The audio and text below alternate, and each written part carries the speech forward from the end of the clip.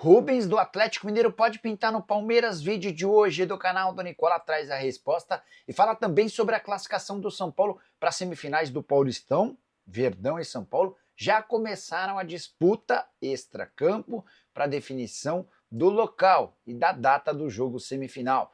Preciso te atualizar também sobre o Corinthians. Timão vai poupar jogadores na Libertadores, no Campeonato Paulista ou em nenhum dos dois jogos. Preciso falar também sobre o Cruzeiro, que busca clube para um argentino. Tem as últimas do mercado, novidade importante no Vasco, bastidores, finanças e muito mais.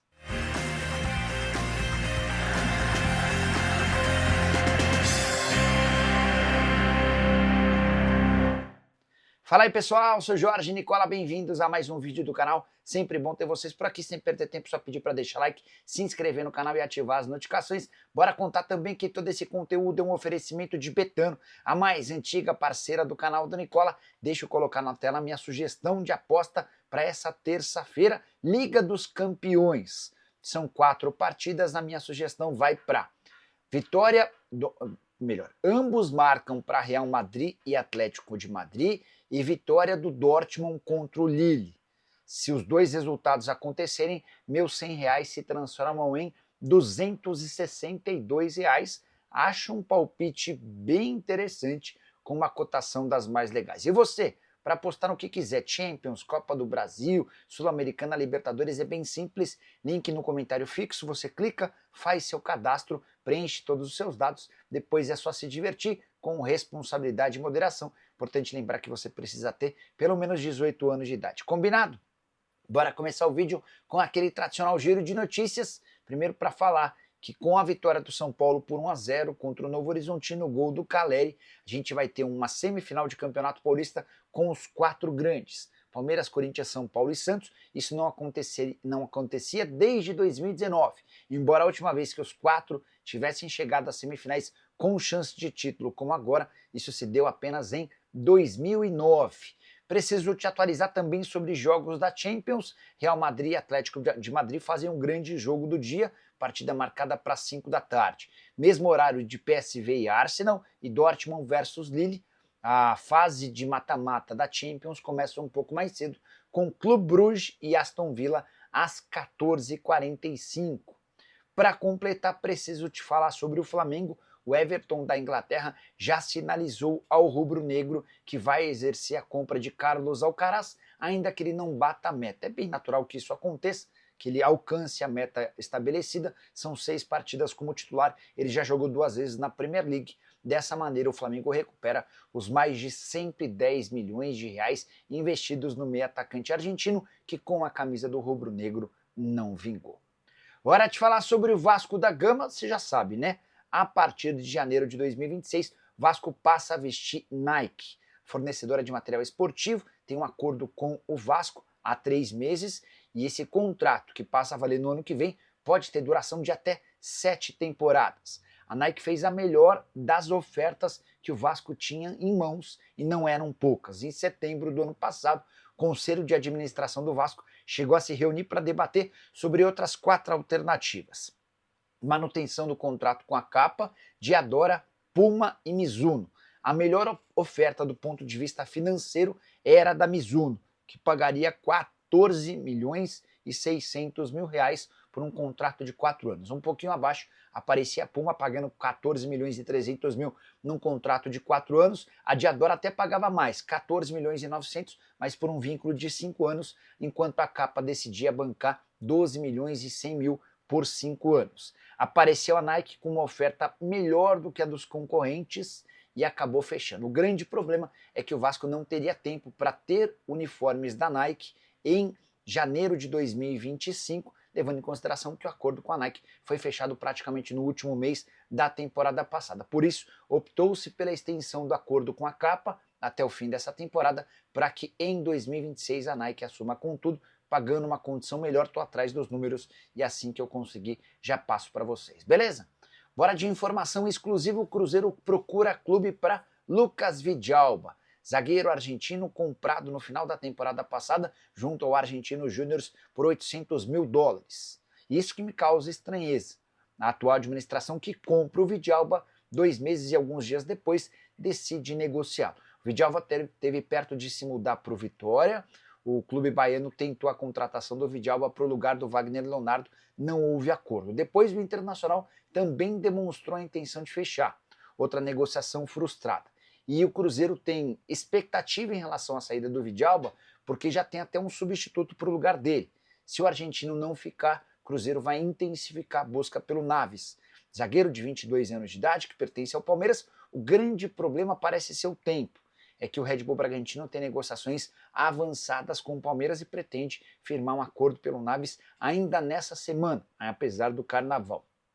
Diante desse cenário, pode ser que não dê tempo de o Cruzeiro arranjar um clube para o Vidalba antes de o Red Bull Bragantino bater o martelo pelo defensor, que tem só 22 anos de idade e é apontado desde as categorias de base como um dos zagueiros mais promissores revelados lá no CT Alviverde, embora ainda não tenha conseguido despontar como outros defensores. Ele nessa temporada, por exemplo, acabou perdendo espaço para outro jovem revelado no clube, o Benedetti. Vitor Reis, por outro lado, foi negociado uma das maiores transações do futebol brasileiro, de longe, o maior negócio envolvendo um zagueiro. O Vitor Reis, outro dia, que inclusive foi elogiado pelo técnico do Manchester City, o Guardiola. Só para completar em relação ao Cruzeiro, Vidalba havia sido comprado por $800 mil e havia chegado por empréstimo de $200 mil, ou seja, o pacote Vidalba saindo para a Raposa em $1 milhão. Bora responder se Rubens, lateral e meio-campista do Galo, pode pintar no Palmeiras. Especulação que surgiu durante o fim de semana. Nem consegui contar nada para vocês na segunda-feira, porque estava tentando checar com todos os lados. Posso dizer que assim que eu li essa notícia, achei estranho. Afinal de contas, o Rubens está disposto a sair do Galo porque não quer ser reserva do Arana, mas vai para o Palmeiras, onde há um outro titular absoluto da lateral esquerda, no caso o Piquerez. De qualquer forma, falei com o pessoal do Galo, falei com o pessoal do Atlético, vou trazer as novidades a partir de agora. Palmeiras nega interesse na contratação de um lateral esquerdo, entendendo que Piquerez como titular e Vanderlan na reserva dão conta do recado. O Galo também assegura que não tem proposta nem sequer sondagem do Palmeiras, e vê no Rubens uma peça importante, muito mais em 2025 como meio atacante do que como lateral esquerdo. Houve um papo entre o Cuca e o Rubens na reapresentação do elenco depois da volta das férias, e o Rubens havia manifestado a sua intenção de sair do Atlético se fosse para concorrer pela lateral esquerda com o Arana. O Cuca disse que já havia assistido a ele jogando na base como meio e pretendia repetir esse nível de atuações, colocando numa nova função, e assim que tem funcionado. Rubens, que tem contrato com o Atlético até dezembro de 2027. Bora mudar de assunto e falar sobre Leonardo Jardim, uma das melhores opções do mercado do futebol brasileiro quando a gente fala em goleiro, especialmente levando em consideração o custo-benefício. Tudo porque o Léo Jardim tem contrato com o Vasco somente até 31 de dezembro, ou seja, ele já pode assinar um pré-contrato com qualquer outro clube do Brasil ou do exterior a partir de 1º de julho, e essa situação tem preocupado bastante dirigentes vascaínos. Já foram pelo menos 3 propostas recusadas pelo staff do Leonardo Jardim para ofertas feitas pelo Vasco para a extensão desse vínculo. A ideia do Cruz Maltino era ampliar o contrato até 2028, permitindo uma renovação automática até 2029 se metas fossem cumpridas no último ano do vínculo. A ideia do Leonardo Jardim é aguardar cenas dos próximos capítulos. Ele quer entender como é que o mercado no Brasil e no exterior vai se manifestar em relação a esse atleta de 29 anos de idade. Também existe especulação de que clubes brasileiros entraram em contato e por isso o Léo teria dificultado a renovação com o Vasco. Por que eu citei ele com o melhor custo-benefício entre os goleiros? Jovem, 29 anos de idade, para um goleiro é uma idade bastante promissora. Enorme capacidade técnica, muito bom debaixo das traves, também sai bem, incontestável à frente do gol do Vasco desde que foi contratado. E ainda chegaria a custo zero, embora no futebol essa ideia do custo zero meio que seja inimaginável, né? Se o cara está livre de qualquer vínculo com o clube, vai exigir uma compensação financeira de luvas. Mas diante desse cenário e com a dificuldade na contratação de goleiros, classifico Leonardo Jardim como a melhor oportunidade de mercado. Embora o Vasco ainda tenha a chance de tentar chegar a um acordo, deve precisar abrir os cofres para transformar o Léo Jardim em um dos mais bem pagos do elenco. Ele vale. Jogador que havia sido comprado do Lille da França em 2023 por 2 milhões de euros. Se perder o Léo Jardim, além de ficar sem um grande goleiro, o Vasco ainda não recupera esse investimento de 2 milhões de euros. Caberia no seu time do coração? Já use o espaço para comentário e registra o que você pensa sobre o assunto, beleza? Hora de falar sobre Palmeiras versus São Paulo na semifinal do Campeonato Paulista. O jogo vai acontecer só no final da semana, talvez na segunda-feira. Mas já dá para dizer que a partida começou no extracampo, com o São Paulo, depois de vencer o Novo Horizontino por 1-0, com o gol do Caleri na noite dessa segunda-feira, trabalhando para a partida acontecer no sábado. Palmeiras fazendo e mexendo seus bastidores para jogar apenas na segunda-feira. E a confusão tem a ver com o show do Offspring no sábado no Allianz Parque. O Palmeiras e o São Paulo teriam algumas possibilidades para jogar no final de semana. No sábado, o Palmeiras não quer, porque a partida tem mando na casa do Palmeiras. E dessa maneira o Palmeiras não poderia jogar em casa. No domingo, embora a TV Record já tenha anunciado a sua intenção de transmitir o jogo entre Corinthians e Santos, partida marcada para a Neoquímica Arena, sobraria a segunda-feira. São Paulo trabalha nos bastidores para que Palmeiras e São Paulo seja confirmado no sábado, o que obrigaria o Verdão a mandar a partida fora do seu estádio. Enorme prejuízo técnico, especialmente também por conta da condição do gramado, que é sintético.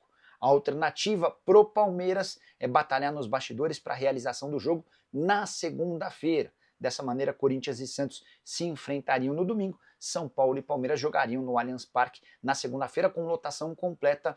Os responsáveis pelo show do Offspring garantem que conseguem desmontar o palco e entregar o estádio 100% de público, com 100% de público, para segunda-feira.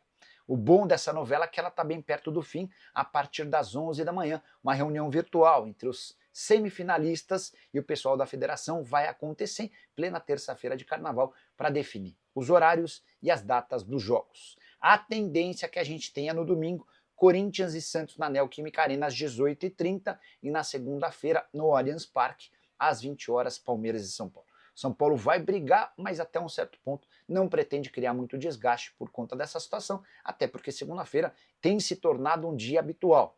São Paulo jogou as quartas de final contra o Novo Horizontino na segunda-feira. O fato de o São Paulo e o Palmeiras não jogarem na próxima semana também é mais um trunfo do Verdão nessa negociação. Hora de falar sobre o Corinthians, que vai viver um dilema nos próximos dias. O Corinthians vai com força máxima enfrentar o Barcelona em Guayaquil nessa quarta-feira, jogo no Equador, a partir das 21h30, na última fase, antes da fase de grupos da Libertadores. A questão é, dá para o Corinthians manter força máxima no jogo de domingo contra o Santos na Neoquímica Arena e também na outra quarta-feira, na partida de volta contra o Barcelona em São Paulo? Essa questão será respondida pela comissão técnica corintiana, mas já há uma discussão, um debate interno sobre poupar ou não titulares. E isso tem a ver com um desgaste da semana passada. Se o Corinthians tivesse passado com mais folga em relação à Universidade Central, depois do empate na Venezuela, o Timão poderia ter poupado no jogo da volta. Não aconteceu, pelo contrário, jogo super desgastante com um gol da classificação do Yuri Alberto marcado apenas aos 43 minutos do segundo tempo.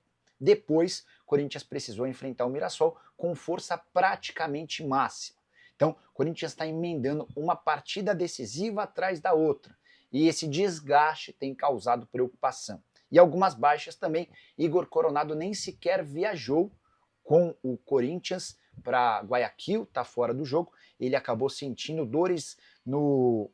Para falar a verdade, ele está sentindo uma lesão no adutor da perna direita. O Rodrigo Garro foi baixa contra o Mirassol, até pensando na possibilidade de ficar sem nenhum meia para a partida contra o Barcelona. Imagina-se que o argentino esteja à disposição para a partida dessa quarta-feira. Será que ele pode ser poupado no domingo? Jogo valendo vaga na final do Campeonato Paulista contra Neymar na Neoquímica Arena. A pergunta que eu deixo para você é: você escalaria força máxima em todos os jogos, correndo risco de lesão?